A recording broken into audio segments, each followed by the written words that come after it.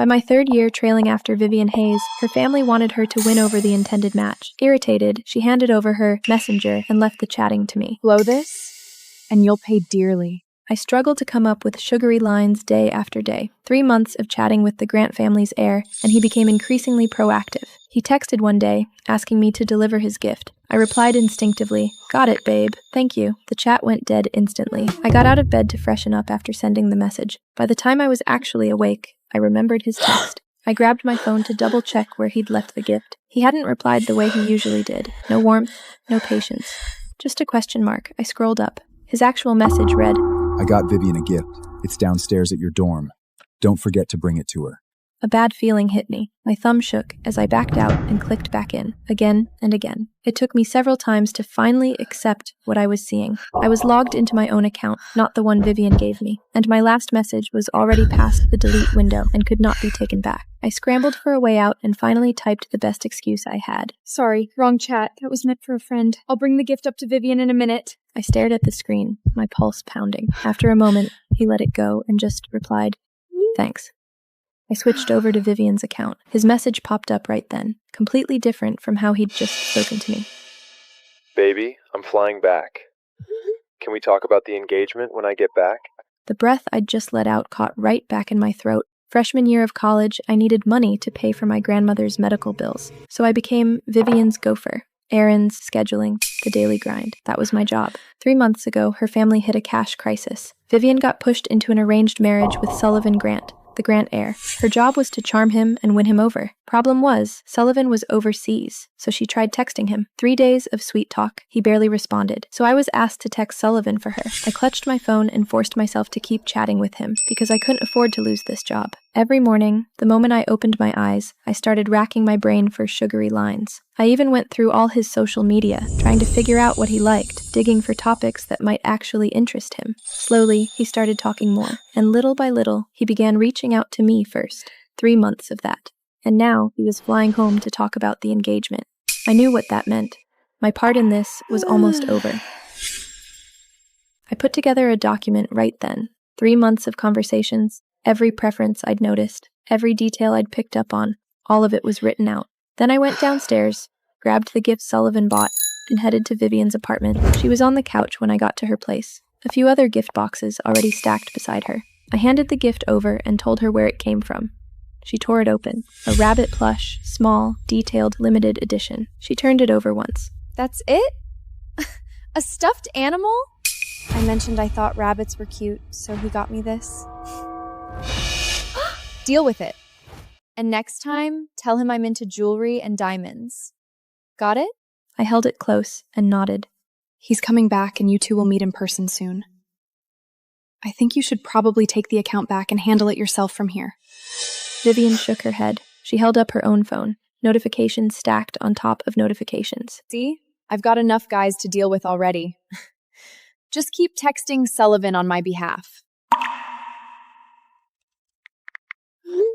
Read this before you see him. Everything he likes, everything he doesn't. God, you're so much. I let it go. A few days later, Sullivan flew in. Vivian dressed up and brought me along to his welcome dinner. I carried her bag to the private room, and right as we reached the door, one of the guys she was stringing along called her. Go in. I'll catch up. I pushed the door open. Before I could get a read on the room, someone took the bag right out of my hand. Then a hand found mine. The faint scent of cedarwood settled around me. Look at you. Actually wearing the bag I got you. His voice was easy, a little pleased. I knew that voice. I'd been listening to it through a screen for 3 months. At the same moment, Sullivan finally saw who was standing in front of him. Sorry, wrong girl. Vivian walked in a second later. Why are you two just standing there? Sullivan recovered fast. He reached for Vivian's hand, smiled. Waiting for you. Just like that, it was over. Vivian warmed up the room fast. Within minutes, she knew everyone's name. I sat beside her, invisible, which honestly suited me fine. Then Vivian picked up a dessert from the tray and held it out to Sullivan. The whole table went quiet. Vivian didn't seem to notice. I knew right away she hadn't read the document. Sullivan had a nut allergy. I'd bolded the information and highlighted it red. His expression shifted. He glanced down at Vivian. He's allergic to nuts. Vivian didn't miss a beat. She pulled the dessert back and took a bite herself. I know you can't have it. Just wanted to tempt you a little. Crisis over. I finally let myself breathe. After dinner, someone suggested truth or dare. Halfway through, Vivian asked Sullivan to grab her clutch. He reached over and accidentally knocked mine off the seat. Everything spilled out. The rabbit plush landed right in the middle of the floor, caught dead center in the light. I panicked and bent down, trying to pick it up before anyone noticed. Sullivan's voice came first. Why do you have this? A dozen excuses ran through my head. Holding it for Vivian. Same style, different one, but every single option sounded weak. The truth was, I liked rabbits. When Vivian tossed it at me, I stood there for a long moment before I tucked it carefully into the bottom of my bag. I hadn't meant to bring it tonight. I'd left in a rush. My mind went blank. Before I could figure out what to say, Vivian panicked and blurted out loud enough for everyone to hear it. Riley! You stole from me? I've been so good to you. You knew I loved this. Why would you do this to me? Every head in the room turned. The whispers started immediately. Isn't that Vivian's goey? Seriously? Bold move, stealing a gift Sullivan got for his girl. Who knows what else she's taken? Watch your stuff. I frowned and started to deny it. Before I could get a word out, Vivian was already hissing in my ear. Blow this and you're dead. Keep your mouth shut and I'll give you $50,000 after. The words died in my throat. 50,000. Months of Gran's medical bills. Her surgery was coming up. I couldn't lose this job. Not now. My nails dug into my palm. With everyone staring, I heard my own voice come out rough. I took it. I'm sorry. Vivian dabbed her eyes with practiced grace. It's okay. Honestly. I'm just glad you admit it. Then she turned to Sullivan, tugging lightly at his sleeve. Don't be upset, okay? Riley didn't mean it. She's just going through a lot at home. Sullivan didn't respond, but I felt exactly what he thought of me. The table murmured around us. Vivian's too nice. Someone stole from her and she's not even mad. Let it go. She already said it's fine. It's Sullivan's night. Don't kill the mood. Vivian smiled at the room. Sweet. Practiced. 5 minutes later, the game resumed. Everyone moved on. And in the worst possible twist, I drew the dare card. The king was Sullivan. Sullivan had been quiet the whole night. Now he looked at me. Slowly. The dare is to feed something to a guy. No hands. He let that land. The room went silent. Everyone felt it. Nobody said anything. I didn't know a single person well enough to ask. I just stood there, stuck, with nowhere to go. Then Marcus stood up. He looked at me like I was something he'd already decided to take. I'll help you out. His eyes dragged across my face. Slow, deliberate. My skin crawled.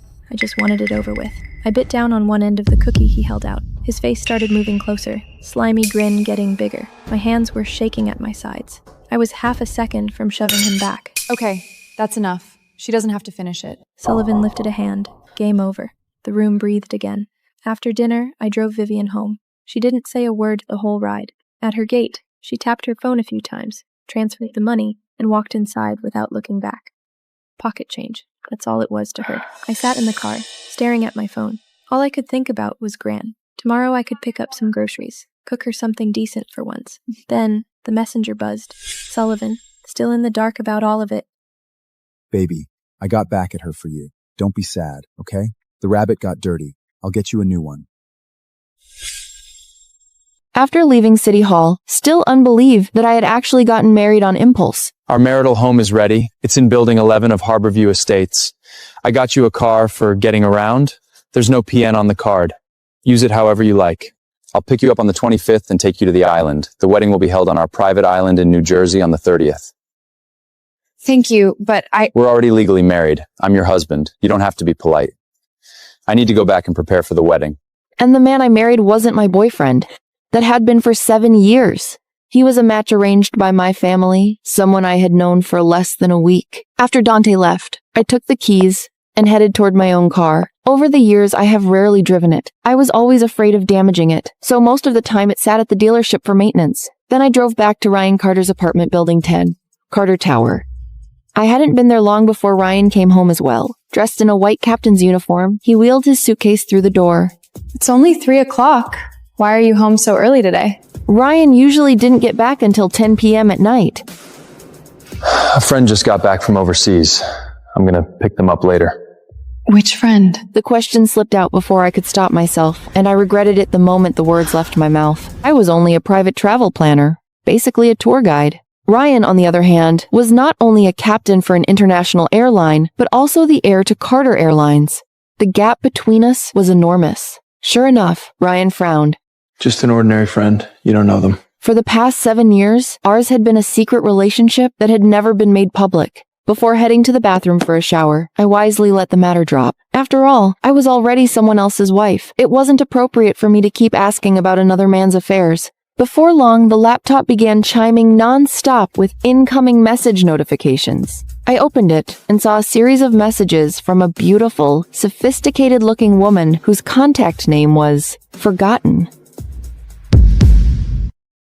Ryan, after we broke up 7 years ago, I regretted it deeply. Back then, I didn't know how to appreciate what I had with you. During our senior year internships, we hardly saw each other. You were busy every day. At the time, there was another man who made me feel secure, so we were together for a short while, but I never loved him. The only person I've ever loved was you. I never dared to come back to New York. I was afraid you wouldn't want to see me, afraid you hated me, afraid you'd forgotten everything we once shared. I heard you've dated quite a few women over the years. They all looked a little like me. I know that means you never truly forgot. If possible, now that I've come back, I hope we can leave the past behind and start it over. I silently read through the messages one by one. Then I saw Ryan replying to the woman saved as Forgotten on his phone. Sophia, have you said everything you wanted to say? I'll only ask one thing.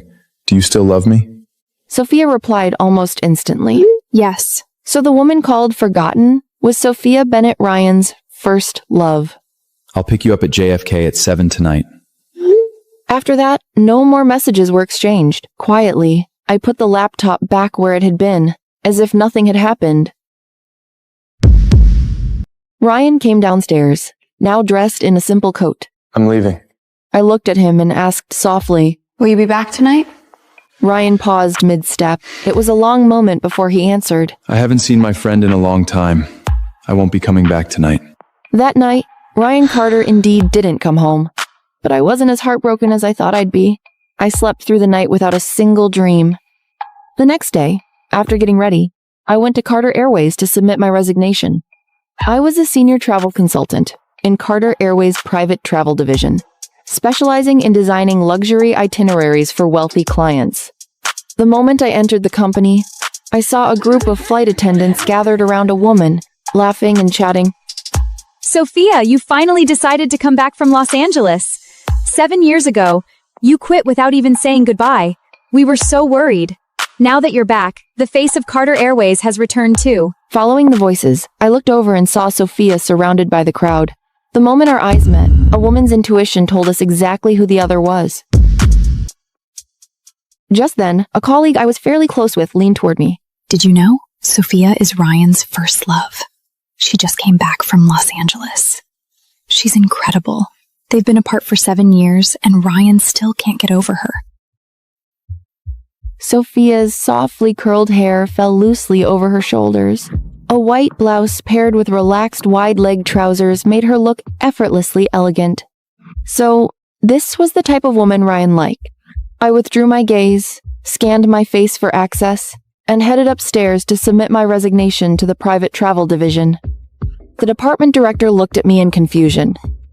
Everything was fine. Why resign all of a sudden? God, Kale looks so good today.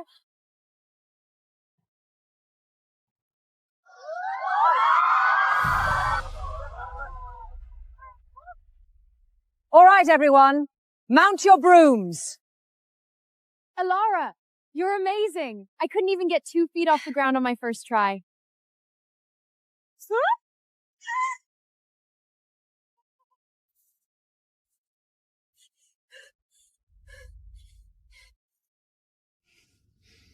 You lose.